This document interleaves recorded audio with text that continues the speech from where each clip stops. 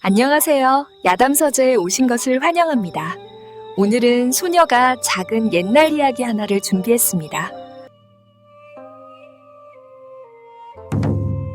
해가 막 떠오르는 깊은 산골짜기였습니다. 안개가 자욱한 산길 위로 두 개의 그림자가 천천히 올라가고 있었지요. 앞서가는 것은 낡은 삿갓을 쓴 중년 남자였습니다. 이름은 한석. 평생을 이 산에서 약초를 캐며 살아온 사람이었지요. 그 뒤를 따르는 것은 10살 남짓한 어린 딸 옥이었습니다. 한석이 딸에게 말했습니다. 옥아, 발밑을 조심해라. 이슬이 많이 내려서 미끄러우니까. 옥이가 밝게 대답했습니다. 네, 아비. 작은 광주리를 등에 진 옥이의 발걸음은 가볍기만 했습니다. 아버지를 따라 산을 오르는 일이 이 아이에게는 놀이나 다름없었거든요. 한석은 걸음을 멈추고 한 곳을 가리켰습니다. 저기 봐라, 옥아. 저 노란 꽃이 뭔지 아느냐? 옥이가 고개를 갸웃거리며 답했습니다. 민들레옵니까? 한석이 만족스러운 표정으로 고개를 끄덕였습니다. 민들레도 맞지만 정확히는 포공령이라고 하지. 이 풀은 열을 내려주고 독을 풀어준단다. 아버지의 손은 조심스럽게 그 풀을 캤습니다. 뿌리까지 상하지 않게 마치 소중한 보물을 다루듯 말이지요. 한석이 엄숙한 목소리로 말했습니다. 이 풀 하나에도 하늘의 뜻이 담겨 있단다. 함부로 캐면 안 되고 필요한 만큼만 가져와야 해. 옥이는 고개를 끄덕이며 아비의 손길을 유심히 지켜봤습니다. 어린 마음에도 알 수 있었거든요. 아비의 손에는 특별한 무언가가 있다는 것을 말이에요. 그날 저녁 마을에서 급한 발걸음 소리가 들렸습니다. 김서방이 헐레벌떡 뛰어와서 소리쳤습니다. 한석 영감, 한석 영감 계시오? 문을 열자 김서방이 창백한 얼굴로 애원했습니다. 우리 철이가 열병으로 죽어가고 있어. 의원한테 가봐도 손을 내저었어. 제발 좀 도와주시오. 한석의 얼굴이 굳어졌습니다. 하지만 잠시도 망설이지 않았지요. 옥아, 오늘 캔 질경이하고 도라지 가져와라. 옥이가 재빠르게 답했습니다. 네, 아비. 한석은 질경이와 도라지를 정성스럽게 우려냈습니다. 그 모습을 지켜보던 옥이는 아비의 표정이 평소와 다르다는 것을 느꼈습니다. 더욱 진지하고 더욱 간절했거든요. 한석이 김서방에게 신중하게 말했습니다. 이것을 조금씩 먹이되 절대 한 번에 많이 주면 안 된다. 그리고 포기하지 마라. 김서방은 그 약을 받아들고 황급히 달려갔습니다. 박대기 의심스럽다는 듯 말했습니다. 그런 풀뿌리로 뭘 고친다고. 최할매가 고개를 저으며 말했습니다.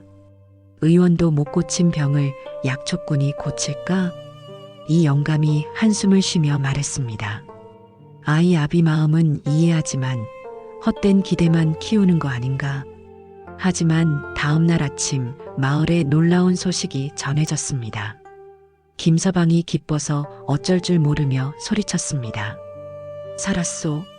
우리 철이가 살았소. 밤새 열이 내리더니 아침에 눈을 떴소.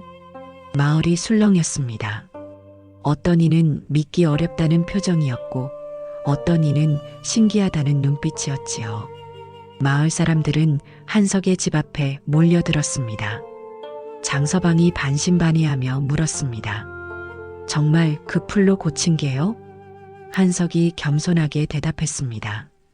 저는 그저 하늘이 주신 풀을 우려냈을 뿐이옵니다. 겸손한 대답이었지만 사람들의 시선은 달라지기 시작했습니다. 의심에서 호기심으로, 무시에서 관심으로 말이지요.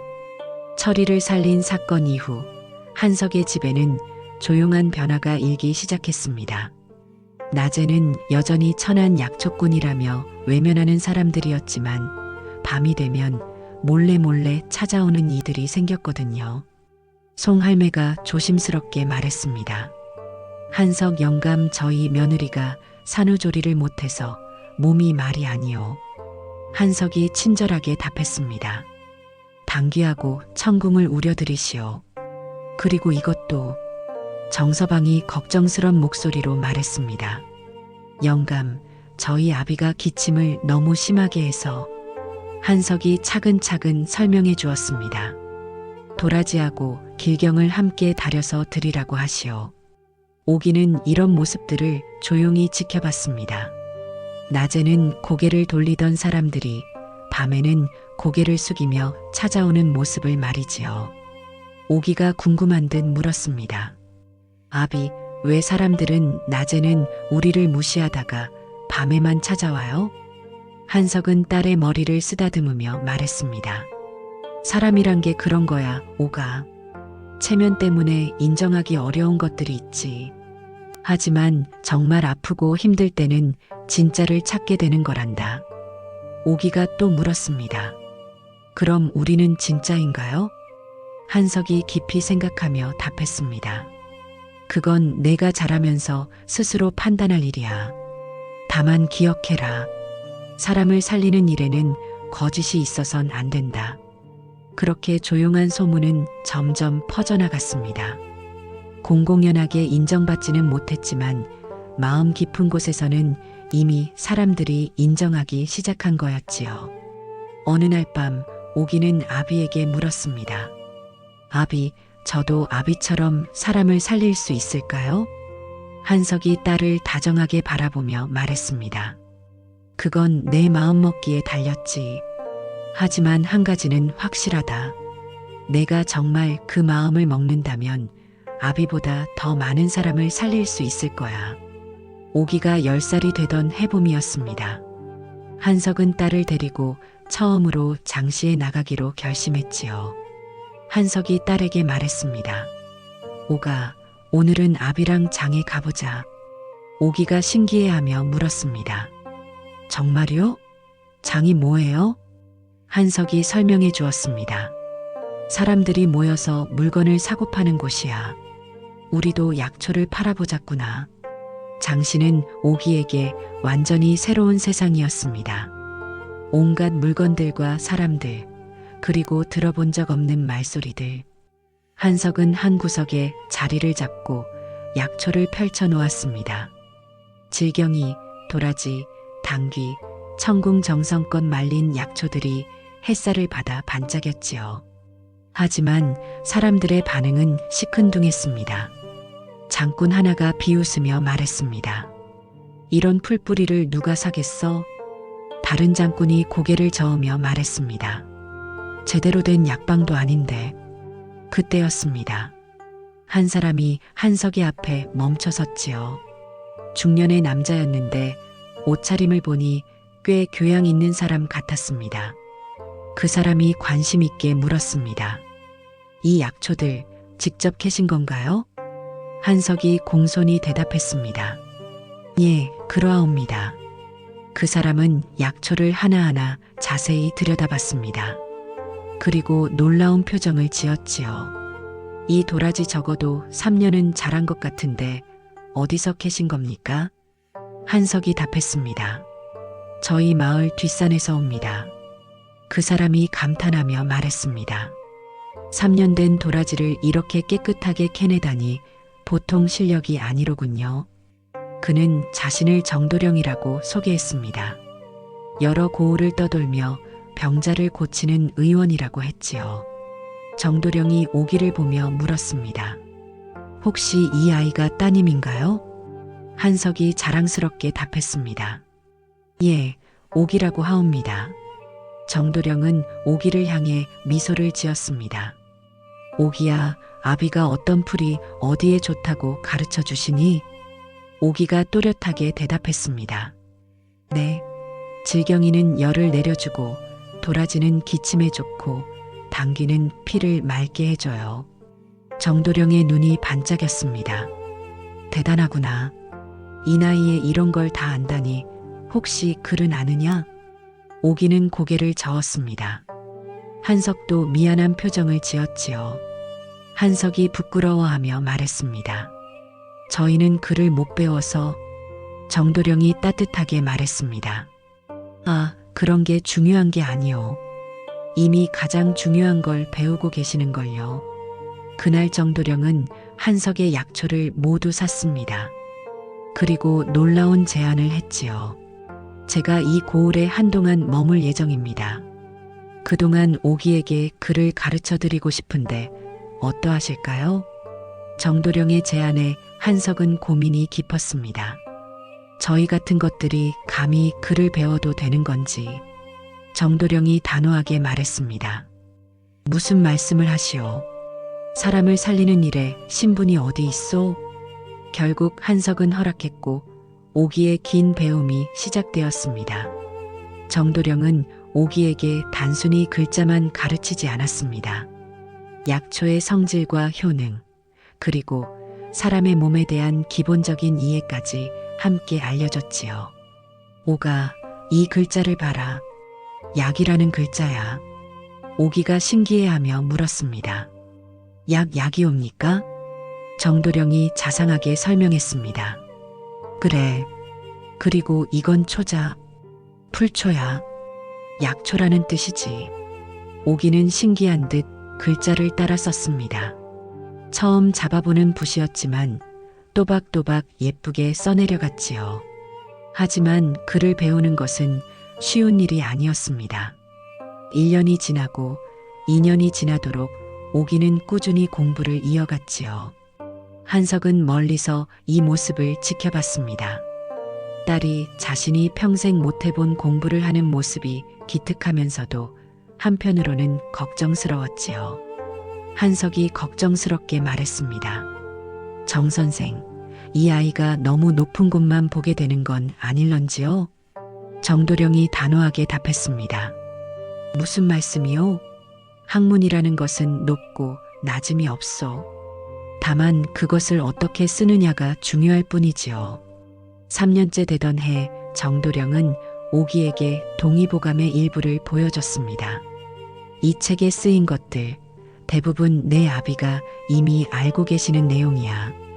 다만 글로 정리된 것뿐이지. 오기가 놀라며 물었습니다. 정말이옵니까? 정도령이 확신 있게 말했습니다.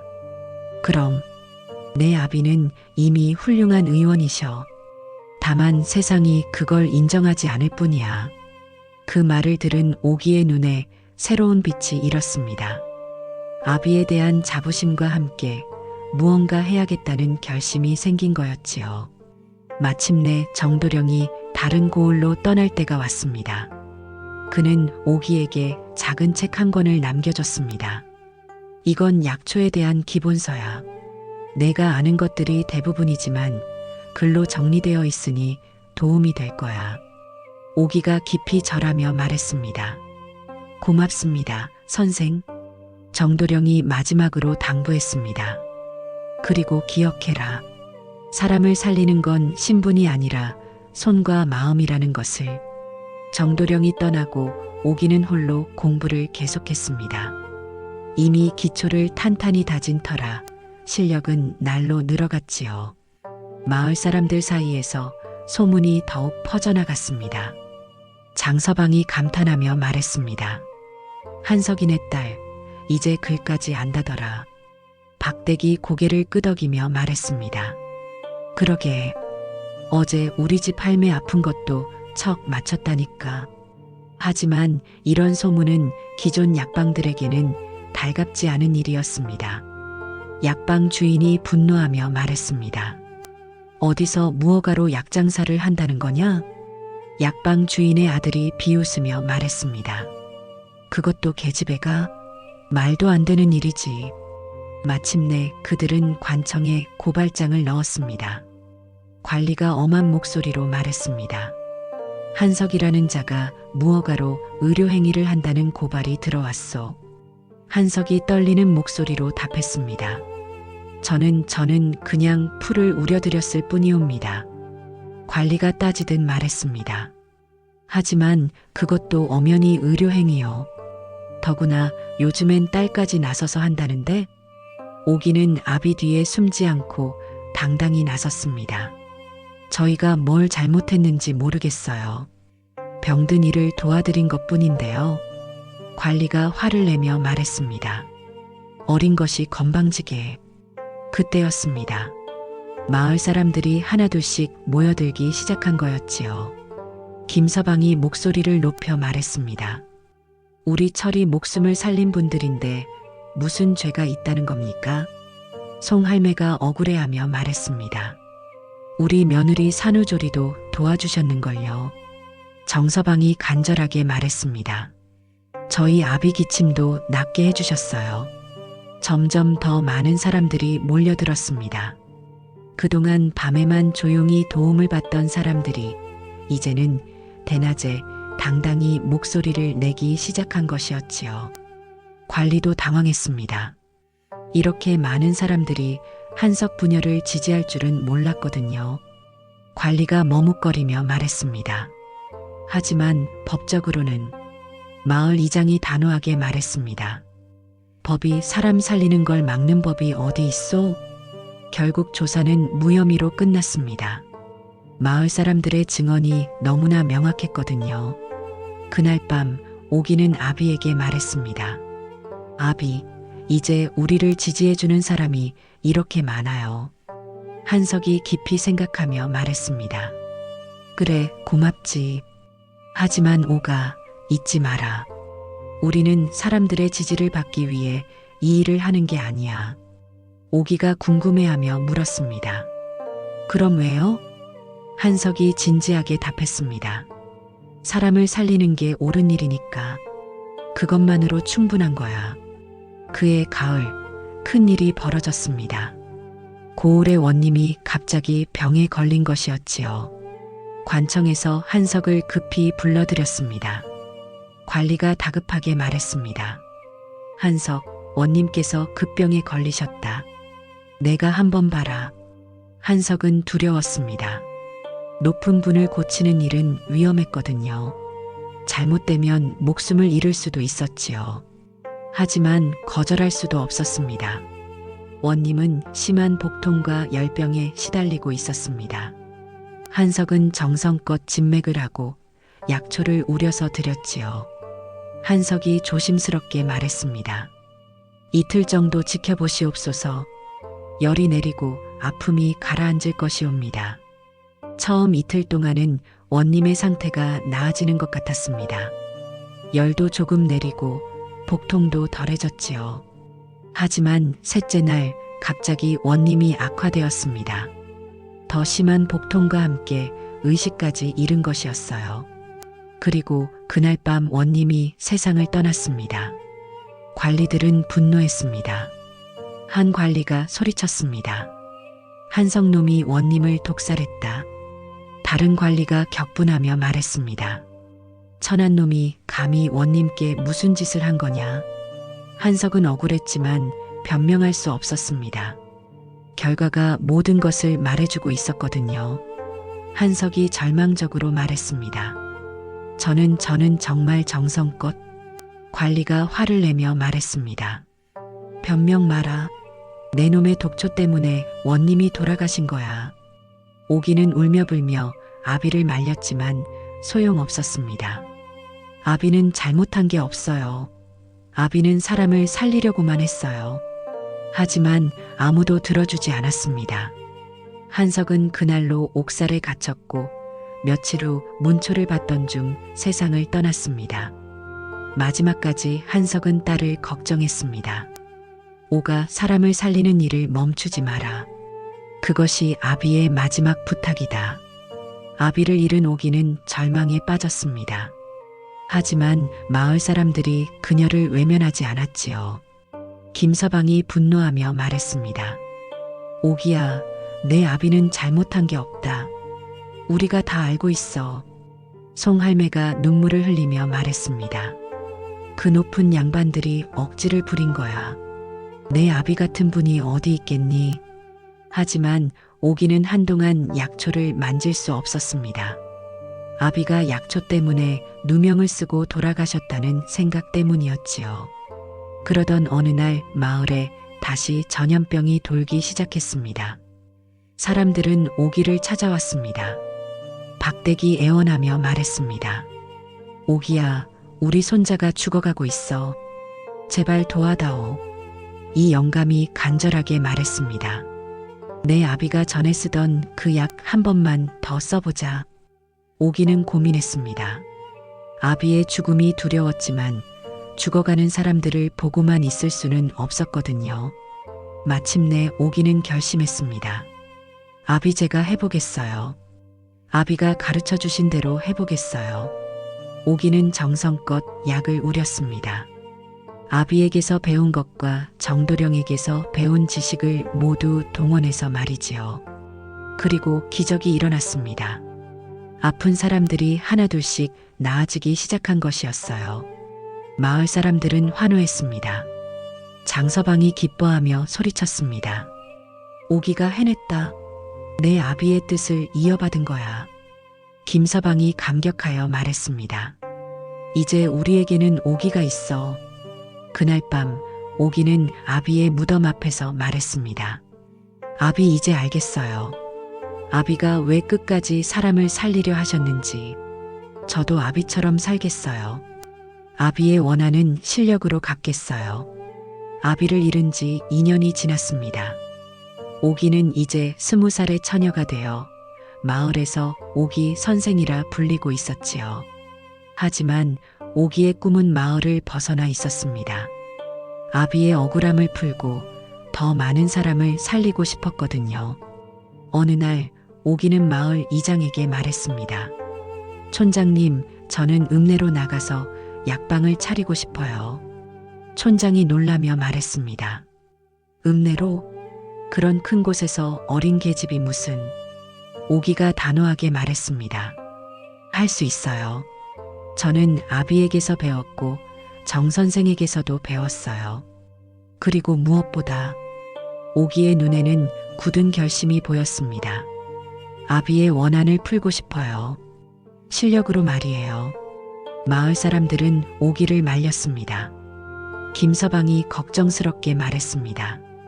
오기야, 여기서 우리랑 같이 살자. 위험한 일 하지 말고. 송할매가 불안해하며 말했습니다. 그런 높은 양반들 사이에서 내가 어떻게 버텨? 하지만 오기의 결심은 흔들리지 않았습니다. 여기서만 머물면 아비의 억울함을 풀 수 없어요. 저는 세상에 보여주고 싶어요. 신분이 낮아도 계집이어도 사람을 살릴 수 있다는 것을. 마침내 오기는 마을을 떠나 읍내로 향했습니다. 작은 보따리 하나와 아비가 남긴 약초 도구들, 그리고 정도령이 준 의서만을 가지고 말이지요. 읍내는 마을과는 완전히 다른 세상이었습니다. 크고 작은 약방들이 즐비하고 온갖 상인들과 양반들이 오가는 곳이었지요. 오기는 한 구석진 골목에 작은 방 하나를 얻었습니다. 그리고 그곳에 조그만 간판을 걸었지요. 보생당 마이너스 오기. 하지만 사람들의 반응은 싸늘했습니다. 지나가는 양반 하나가 비웃으며 말했습니다. 저기 보라, 계집이 무슨 약방을 차렸다고? 다른 양반이 혀를 차며 말했습니다. 세상에 이런 일이 다 있나? 여자가 의원 노릇을 하다니. 상인 하나가 걱정스럽게 말했습니다. 장사가 되겠어? 누가 계집한테 약을 지어달라고 하겠어? 하지만 오기는 포기하지 않았습니다. 매일 문을 열고 정성껏 약초를 정리하며 손님을 기다렸지요. 며칠이 지나고 몇 주가 지나도록 제대로 된 손님은 오지 않았습니다. 그러던 어느 날 한 할머니가 조심스럽게 문을 두드렸습니다. 할머니가 망설이며 물었습니다. 여기 정말 약방이 맞소? 오기가 친절하게 답했습니다. 네, 할머니. 어디 편찮으신가요? 할머니가 한숨을 쉬며 말했습니다. 우리 손자가 열병을 앓는데 다른 약방에서는 너무 비싸서. 오기는 그 할머니를 정성껏 맞았습니다. 아이를 보고 맥을 짚어보고 정확한 처방을 내렸지요. 이 약을 3일 들여보세요. 돈은 나으신 다음에 주셔도 됩니다. 할머니는 고마워하며 약을 가져갔습니다. 그리고 며칠 후 기쁜 얼굴로 다시 찾아왔지요. 할머니가 감격하여 말했습니다. 선생님, 우리 손자가 완전히 나았어요. 그 소문은 가난한 사람들 사이에서 빠르게 퍼져나갔습니다. 젊은 계집 의원이 정성껏 고쳐주고 돈도 적게 받는다고 말이지요. 하나둘씩 환자가 늘어나기 시작했습니다.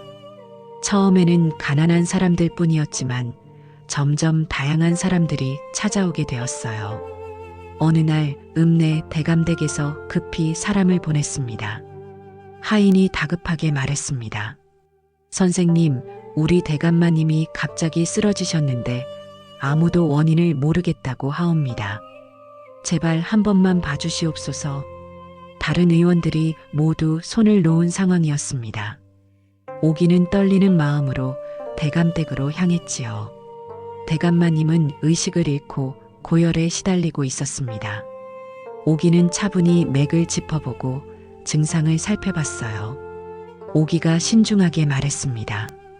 이것은 독에 중한 것 같습니다. 대감이 놀라며 물었습니다. 독이라고? 무슨 독말이요? 오기가 차근차근 설명했습니다. 음식 독이옵니다. 아마 상한 음식을 드신 것 같아요. 오기는 즉시 해독 처방을 내렸습니다. 감초와 녹두, 그리고 몇 가지 약초를 우린 탕약이었지요.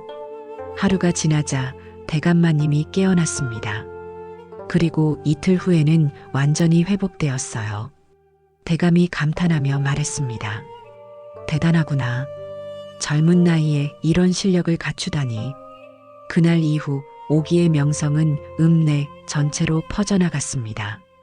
이제는 양반집에서도 오기를 찾기 시작한 것이었어요. 하지만 오기는 결코 교만하지 않았습니다.